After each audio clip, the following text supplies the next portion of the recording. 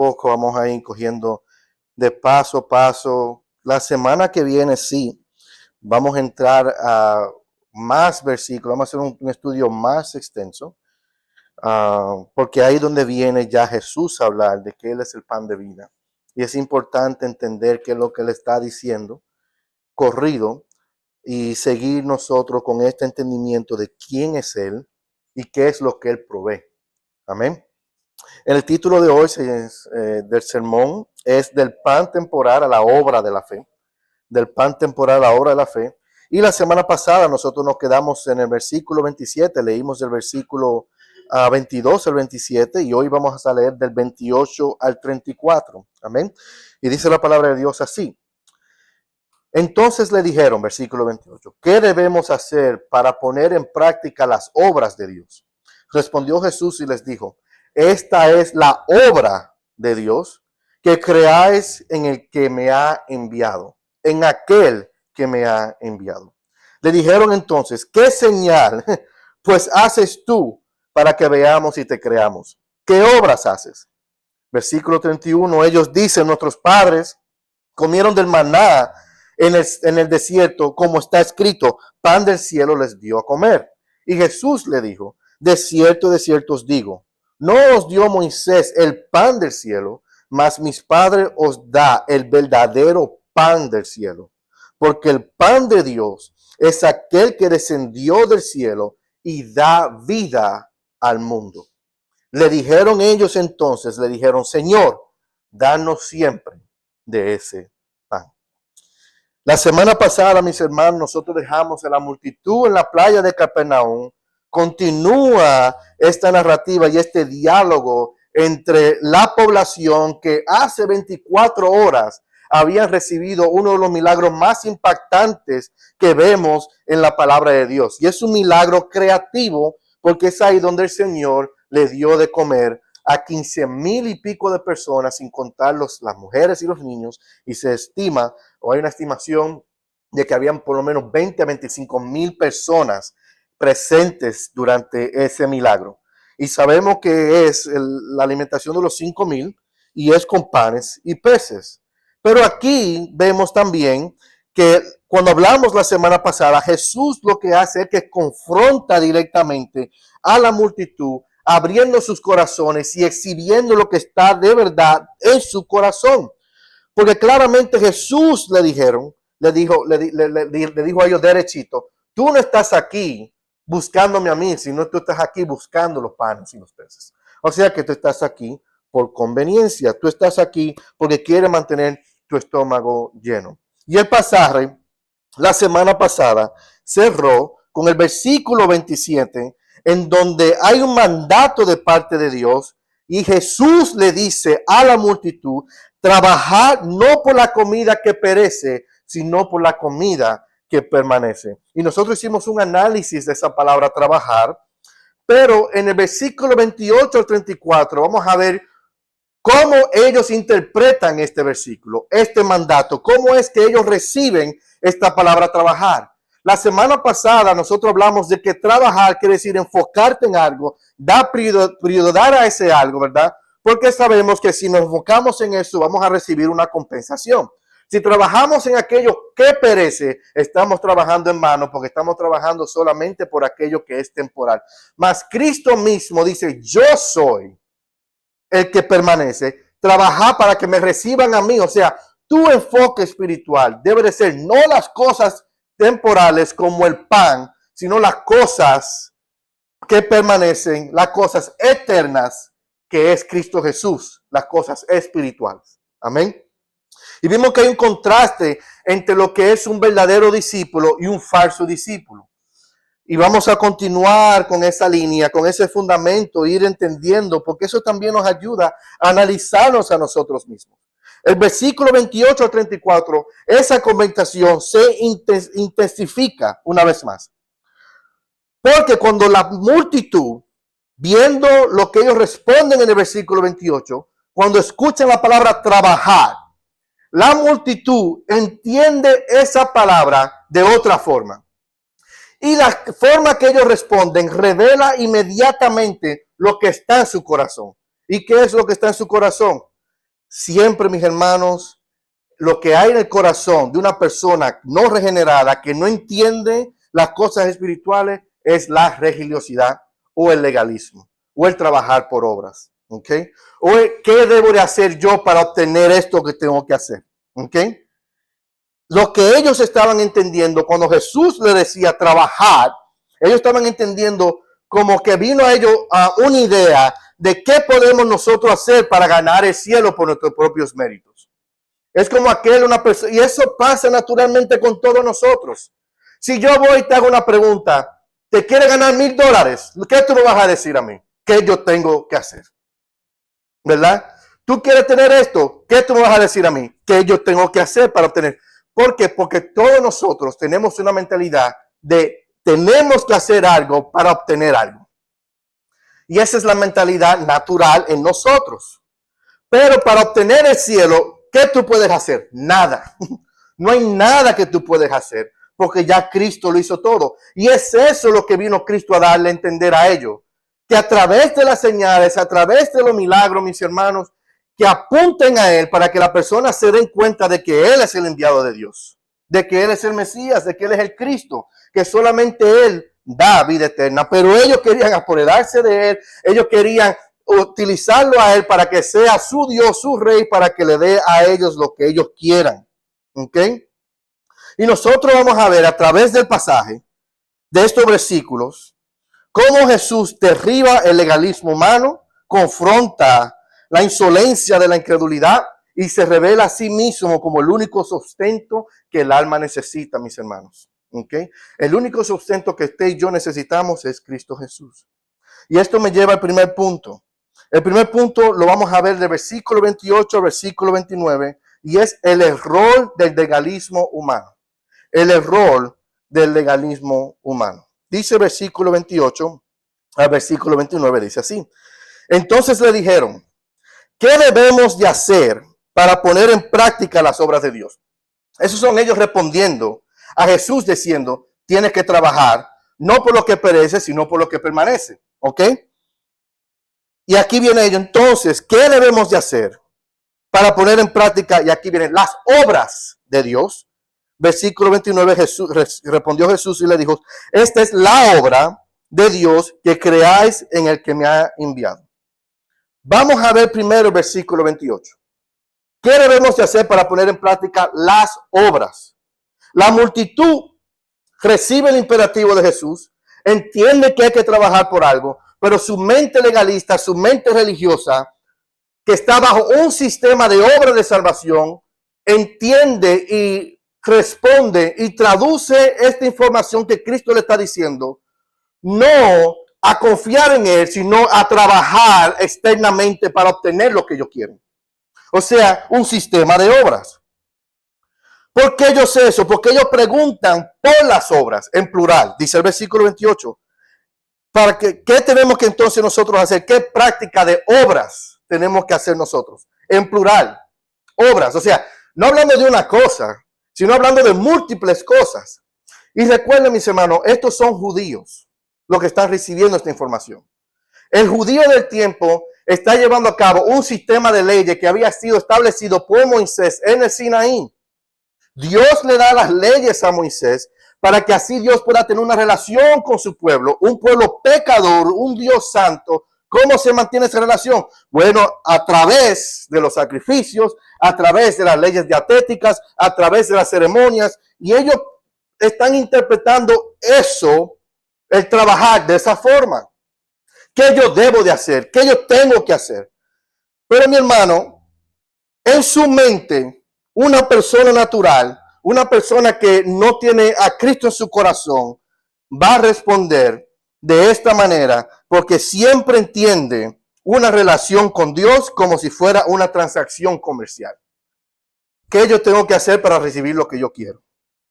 Yo hago mi parte, cumplo una lista de cosas, de requisitos, y Dios me debe desarmar de esta forma, o me debe de dar esto de esta forma. Y esto es lo que nosotros vemos, porque hay una ilustración que quiero que vayamos a Hechos. Vamos a ir a Hechos capítulo 8. Que hay una historia que es Me encanta esta historia. Y esa historia se encuentra en el versículo 9 al 24. Y ahí en Hechos, capítulo 8, 9, 24, hay algo similar a lo que están diciendo estas personas. Y esto nosotros lo vemos en el día de hoy. Y es la famosa historia de Simón el mago, o el caso de Simón el mago. Y dice el versículo 9, en donde ya empieza Simón. ¿Qué es lo que está pasando? Bueno, Felipe está en Samaria. Felipe es un evangelista. Samaria está recibiendo la palabra de Dios. Hay un avivamiento en Samaria. Felipe está predicando la palabra, ¿ok? Y durante ese tiempo, dice el versículo 7, que muchos tenían espíritu inmundo y salían de esto dando gran voces, y muchos paralíticos y cojos eran sanados. Y así que había un gran gozo en aquella ciudad, en Samaria, versículo 8. Es como la fotografía de lo que está pasando en Samaria. Pero luego llega el versículo 9. Pero, mis hermanos, a los peros de la Biblia que ponen la atención. Cada vez que hay un pero, pónganle atención. Pero, dice ahí, había un hombre llamado Simón, que antes ejercía la magia en aquella ciudad y había engañado a la gente de Samaria, haciéndose pasar por alguien grande. Ya había este personaje, un mago, que o hace las cosas by illusions, porque quizás la mano muy rápida, o quizás tiene una obra del demonio, pero no sé qué tipo de magia la hacía. Pero una cosa sí sabemos, que Simón el mago, él estaba engañando a las personas de Samaria y se hacía pasar por alguien grande. Versículo 10. A este oían atentamente todos, desde el más pequeño hasta el más grande, diciendo, este es el gran poder de Dios. Versículo 11. Y estaban atentos porque con sus artes mágicas le habían engañado con mucho tiempo. Miren lo que decían de Simón el mago. Decían que este tiene el gran poder de Dios, y él engañaba a mucha gente con ese poder, supuesto poder. Y la gente estaba atento a lo que él hacía. Versículo 12, hay otro pero cuando creyeron a Felipe que vino con el poder del Espíritu Santo, Felipe que hacía las cosas de Dios, ¿ok? Que anunciaba el evangelio del reino de Dios, y en nombre de Jesucristo se bautizaban hombres y mujeres. ¿Y qué pasa en el versículo 13? También creyó Simón mismo, y habiéndose bautizado, estaba siempre con Felipe, y viendo las señales y grandes milagros que hacía, estaba atónito. O sea, Simón el mago sabía que lo que tenía Felipe era mayor de lo que él hacía. Él creyó, se bautizó, anduvo con Felipe solamente para seguir viendo qué era lo que estaba pasando, porque él dice que él estaba atónito. Versículo 14. Cuando los apóstoles que estaban en Jerusalén oyeron que Samaria había recibido la palabra de Dios, enviaron a Pedro y a Juan allá. Ellos lo enviaron para ver si estas cosas que estaban pasando eran verdad. Versículo 15, los cuales habiendo venido, oraron por ellos para que recibiese el Espíritu Santo. Dice el versículo 6, porque aún no había descendido sobre ninguno de ellos, sino que solamente habían sido bautizados en el nombre de Jesús.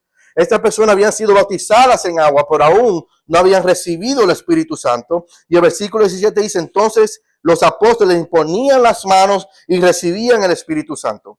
Pero hay algo que pasa en el versículo 18. Porque dice ahí que cuando vio Simón, en el versículo 18, que por la imposición de las manos de los apóstoles se le daba el Espíritu Santo, le ofreció dinero. ¿Qué pasó ahí?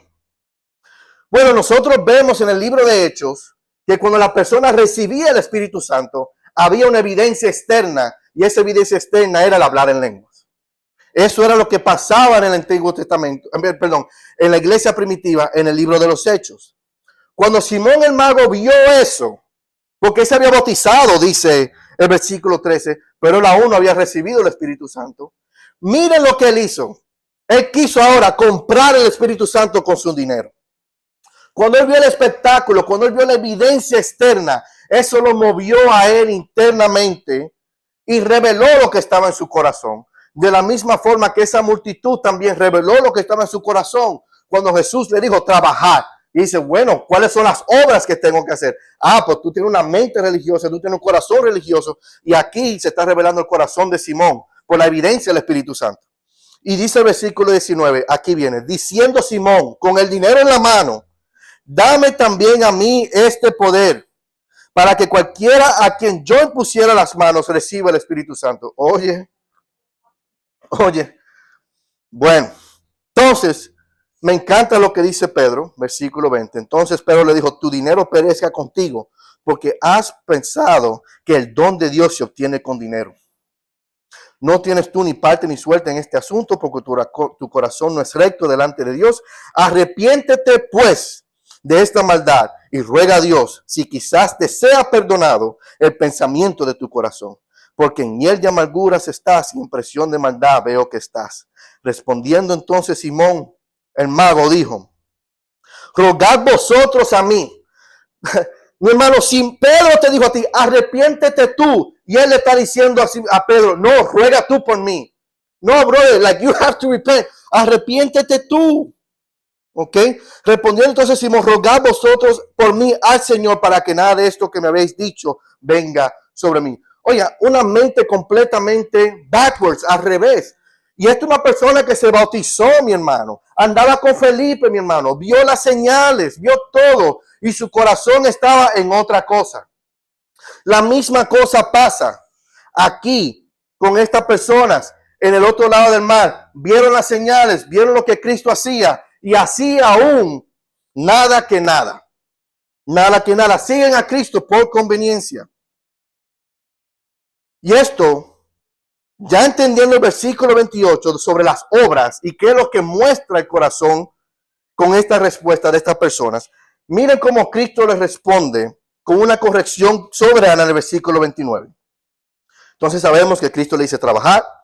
Entonces ellos dijeron, ¿qué debemos de hacer para poner en práctica las obras? Y Jesús le dice, entonces Jesús les respondió, esta es la obra en singular. Ellos dijeron, ¿qué debemos hacer para poner en práctica las obras de Dios? Pero Jesús le dijo, no son obras, mi hermano. Esta es la obra, una obra. ¿Ok? Y es la obra de Dios. ¿El qué? ¿Cuál es la única obra que hay que hacer ahí? Dice, creer. Lo único que hay que hacer, mis hermanos, es creer en aquel que Dios ha enviado. Jesús cambia la parte plural de las obras y la mantiene en singular, diciendo que lo único que hay que hacer es creer. Y él aquí lo que está haciendo Jesús es que él está destruyendo todo sistema meritocrático, o sea que es basado en méritos personales. Eso es lo que le está diciendo. La única obra que Dios acepta, la única obra que Dios demanda, no es algo que tú puedas fabricar con tu propio esfuerzo, no algo que se puede comprar como quería comprar Simón el mago, sino es total rendición de tu vida. Y eso se traduce en solamente una acción, y es creer en Jesús. Así, la única obra que Dios acepta y demanda no es algo que tú puedes fabricar con tu esfuerzo, y es la total rendición de tu vida, y es creerle a Jesús.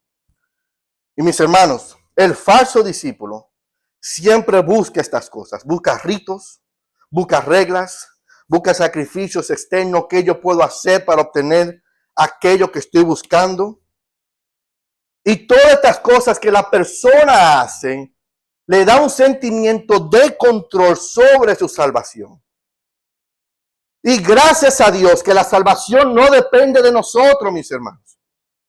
Porque si la salvación de José dependiera solamente de José, yo estuviera caminando en una línea tan fina y con una frustración y con una carga emocional y mental todo el momento, porque yo sé que soy pecador y en cualquier paso yo puedo puedo caer y perder la salvación, porque solamente está en mí. Gracias a Dios que es en Cristo Jesús. Eso me da a mí una tranquilidad, me da paz. El verdadero discípulo reconoce su total bancarrota espiritual y descansa exclusivamente en la obra perfecta de Cristo Jesús en la cruz. Y es ahí donde debemos descansar. No es lo que nosotros podemos hacer, mis hermanos. Es lo que Cristo ya hizo. Y esto me trae el segundo punto. El segundo punto es la demanda insolente de la incredulidad. Mis hermanos, el falso discípulo le demanda a Dios. Y vamos a ver esto ahora, versículos 30 al 31. Le dijeron entonces, versículo 31, me encanta esta amnesia que tienen esta gente. Versículo 31, 30, perdón. Le dijeron entonces, ¿qué señal pues haces tú para que veamos y te creamos? ¿Qué obras haces? Como que si no vieron la alimentación de lo que hicieron hace 24 horas atrás. Versículo 31. Nuestros padres comieron el maná en el desierto, como está escrito, pan del cielo les dio comer. Mis hermanos, nosotros claramente vemos la amnesia selectiva que tienen estas personas en el versículo 30. Esta pregunta que ellos exponen aquí a Jesús habla de la ceguera hipermaterialista que tienen ellos. El falso discípulo es así. Mi hermano, hace 24 horas atrás, ellos participaron de uno de los milagros más grandes que hemos visto nosotros en la palabra de Dios. Fueron testigos, panes y peces multiplicados de la nada. 20,000 y pico de personas fueron alimentadas en un día, en una tarde.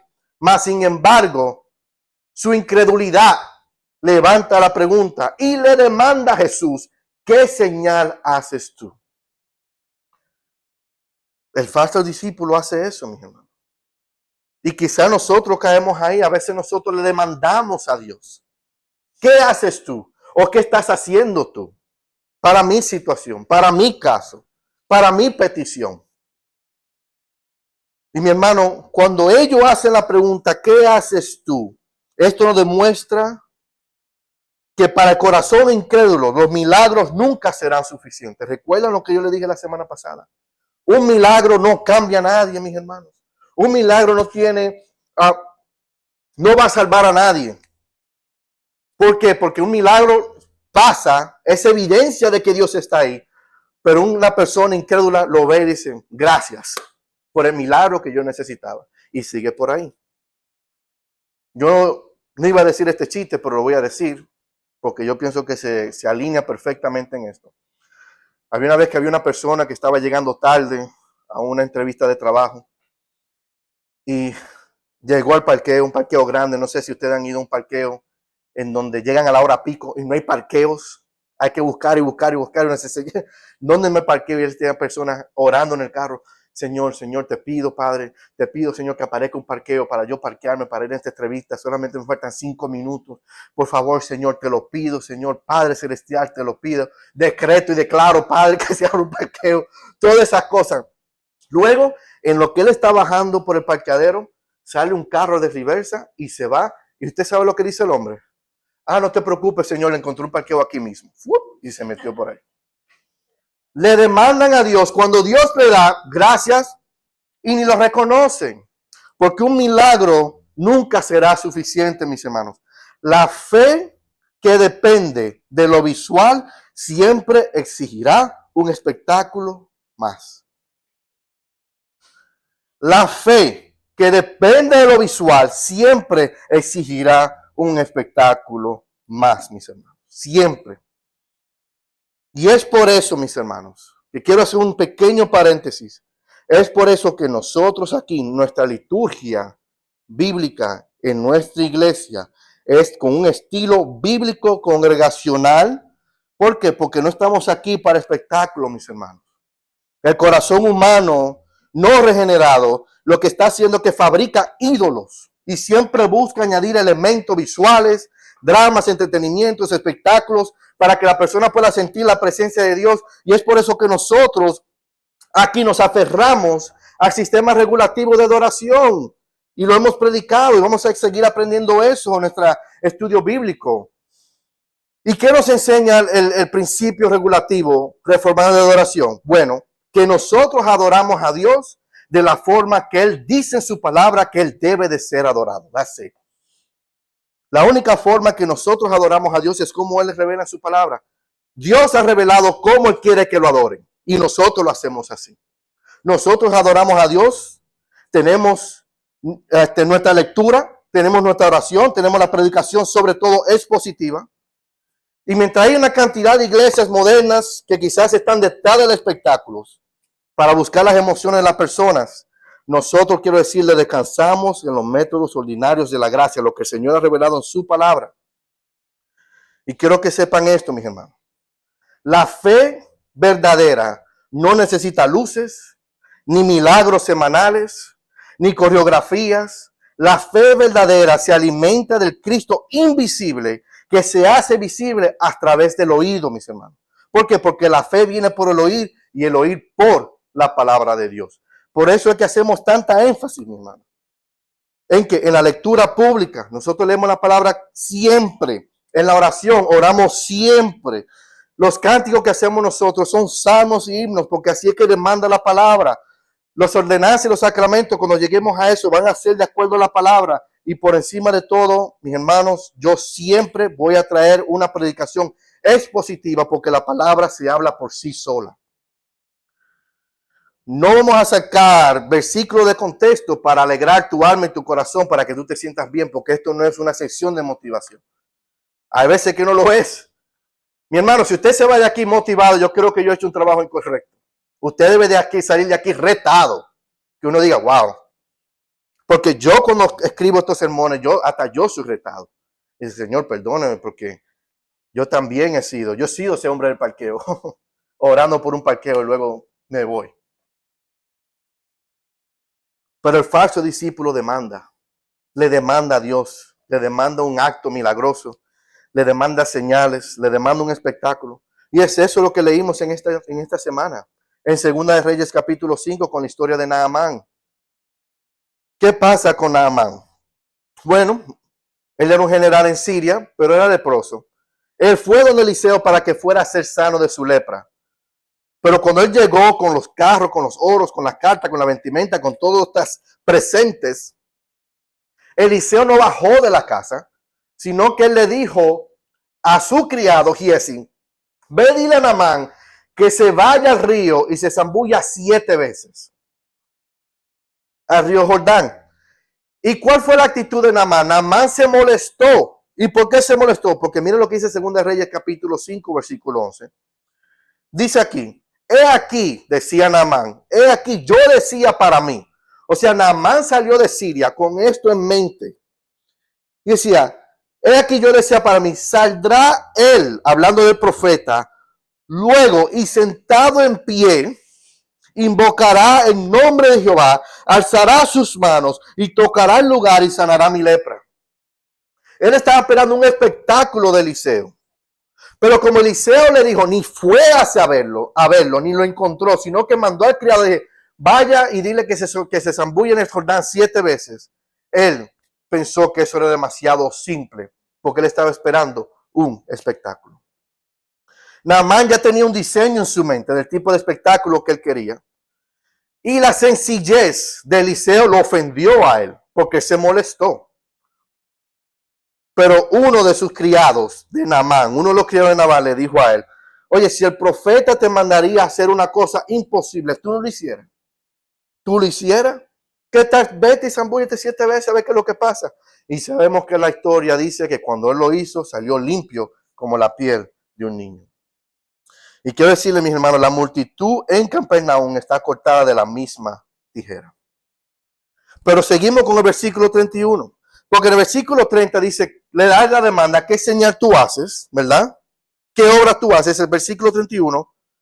Dicen ellos que nuestros padres comieron del maná en el desierto. Como está escrito, pan del cielo dio a comer. Ahí nosotros vemos un intento de manipulación teológico. Porque ellos están trayendo la palabra para manipular aquello que está diciendo Jesús.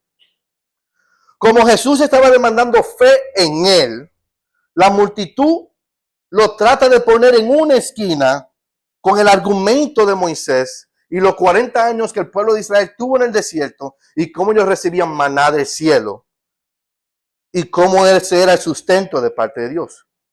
Y lo que le están diciendo ellos a Jesús es, tú no pretendes ser mayor que Moisés. Y si tú crees que tú eres mayor que Moisés, entonces tú harás algo mayor que él. O sea que usa la teología para tratar de forzar a Jesús a que se convierta en un proveedor diario. Hubo maná por 40 años que se descendía del cielo. Ellos le están diciendo, nuestro padre Moisés hizo eso. ¿Qué señal tú nos das? Si tú dices que tú haces señales más grandes que esa, entonces proveenos maná por 45 años. Danos lo que queremos. Y eso es lo que querían. Querían convertir a Jesús en un proveedor temporal para lo que ellos quieran. ¿Y cuál es la aplicación, mis hermanos? Bueno, la incredulidad siempre le pone condiciones a Dios. ¿Cuántas veces quizás usted ha dicho eso o ha escuchado personas que han dicho lo siguiente? Si tú me sanas, yo esto. Si tú me arreglas el matrimonio, yo esto. Si tú me das el negocio, yo lo otro. Si tú haces esto, entonces yo voy a creer y te voy a seguir. No, mi hermano. Eso no es fe, mi hermano. Eso es chantaje. Eso es lo que tú estás haciendo, un chantaje espiritual. El que quiere usar el poder del Creador para satisfacer los deseos de su criatura es un chantajoso. ¿Son sacrificios? El sacrificio que cuál persona hace. Pues que, por ejemplo, la transacción que tú estás diciendo. Que si yo hago esto, entonces yo creo.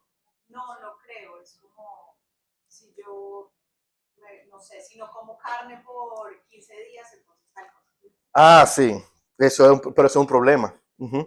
Exacto. Porque no podemos, entonces, por ejemplo, sí, como los católicos, por ejemplo, durante la cuaresma, ellos, exacto, hacen un ayuno. Voy a ayunar la televisión o voy a ayunar el azúcar o algo de esto. Pero entonces la pregunta es ¿por qué? ¿Para qué? Para obtener ciertas cosas, entonces es incorrecto. ¿Me entiende? Porque nosotros no hacemos esto para recibir algo de Dios.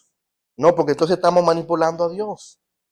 Es eso, no. Y eso es lo que quieras, eso es lo que hace un falso discípulo.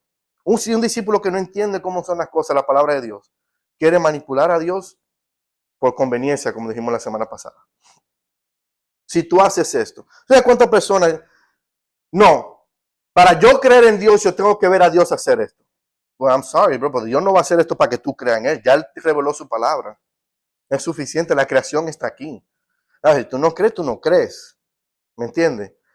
Y si para yo seguirte, Señor, yo necesito que tú me des un trabajo full time, que yo trabaje en mi casa, que me dé lo que yo necesite, para yo no preocuparme por el trabajo y por lo otro. Esas son cosas así. Y esto nos trae a la respuesta de Dios, de Jesús, en el punto 3, la revelación verdadera y el sustento, que es el versículo 32 al 34. Dice versículo 32 al 34. Y Jesús le dijo, de cierto os digo, no os dio Moisés el pan del cielo, mas mi Padre os da el verdadero pan del cielo. Porque el pan de Dios es aquel que descendió del cielo y da vida al mundo. Versículo 34. Ellos dijeron lo siguiente, Señor, danos siempre de ese pan. Versículo 32. Aquí Jesús en el versículo 32 está haciendo una corrección a lo que ellos estaban diciendo. Porque ellos decían que fue Moisés el que le dio maná en el desierto. Pero Jesús le dice aquí, oiga mi hermano, tengo que recordarte dos cosas. Número uno, Moisés a ustedes no le dio nada. Fue mi Padre Dios que le dio a ustedes. Y eso fue por pura gracia.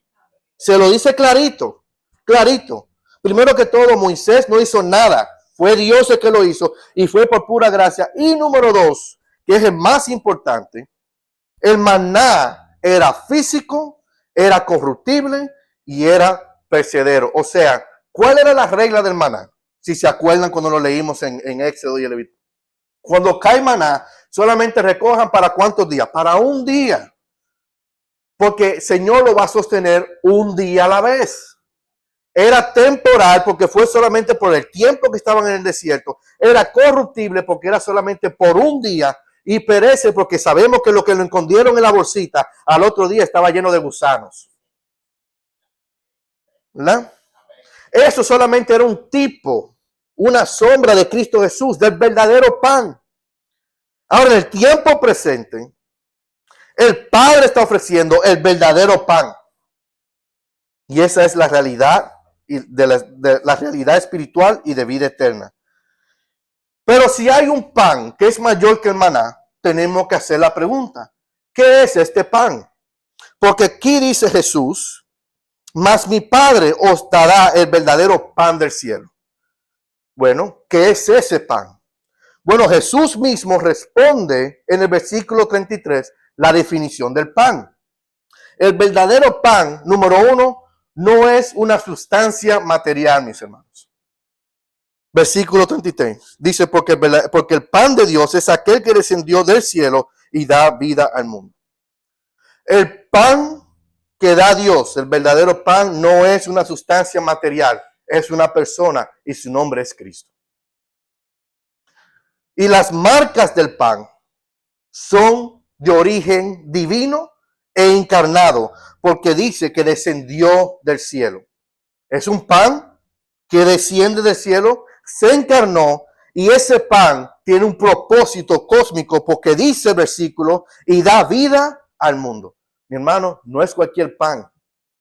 El pan de vida es una persona que descendió del cielo y da vida al mundo.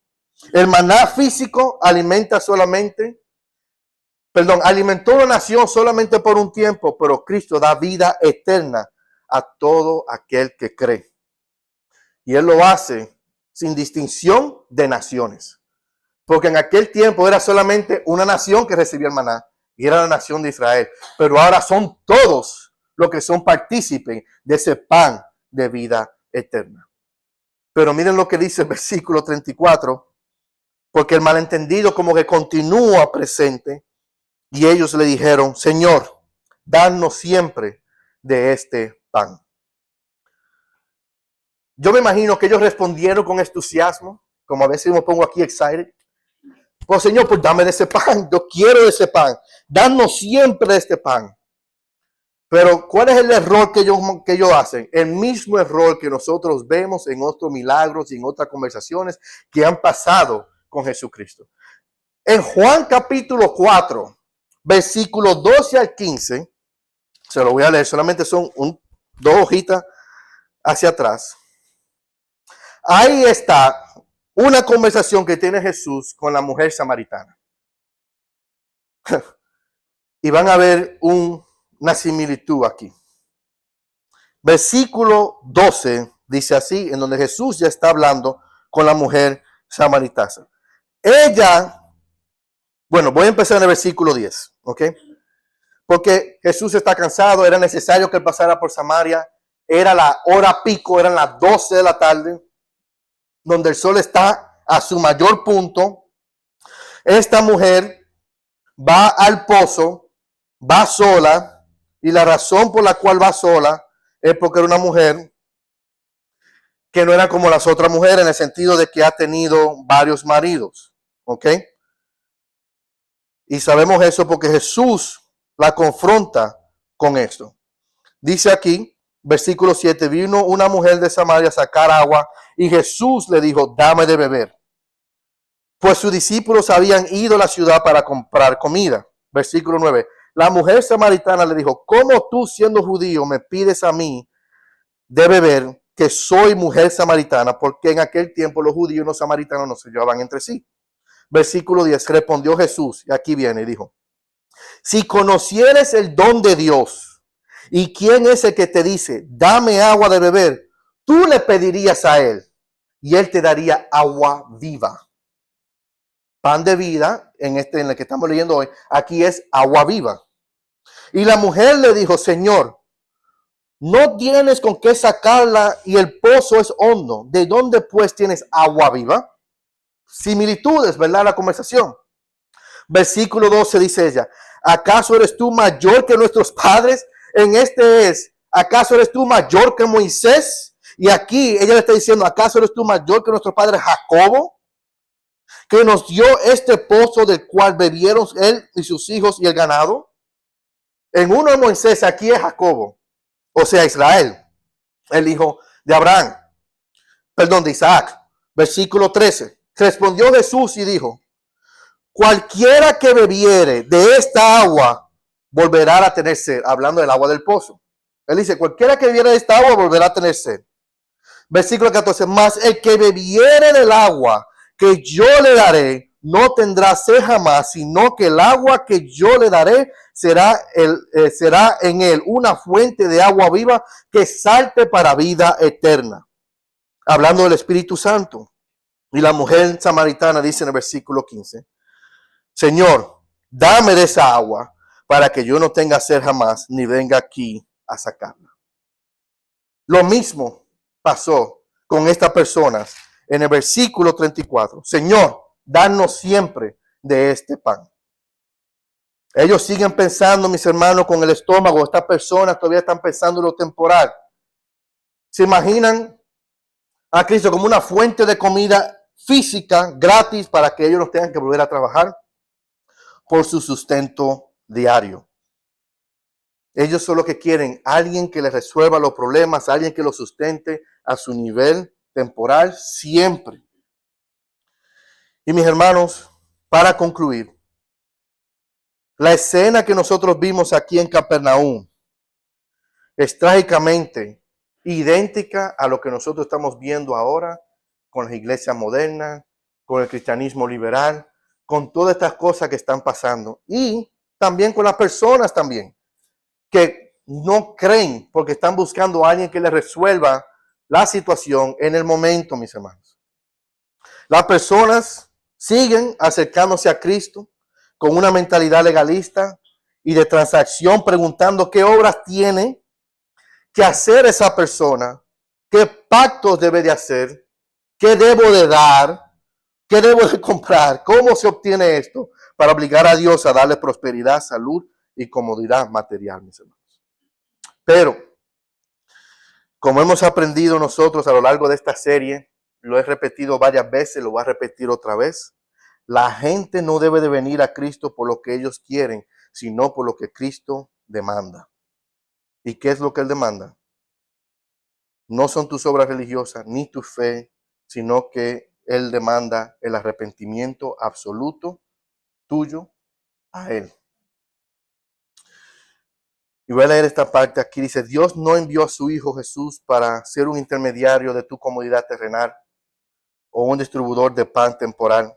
Él envió a su Hijo porque tú estabas muerto en tus delitos y pecados y necesitabas desesperadamente el pan que descendió del cielo para vida eterna. Preguntas entonces para nosotros. ¿Estás buscando hoy a Jesús para que actúe como un empleado que bendiga tus obras y te dé el pan que perece? ¿O te has rendido ante el enviado del Padre, reconociendo que no tienes ninguna obra que ofrecer y te alimentas por fe del verdadero pan de vida? ¿Qué tal si oramos? Padre, te damos gracias, Señor, en esta hora.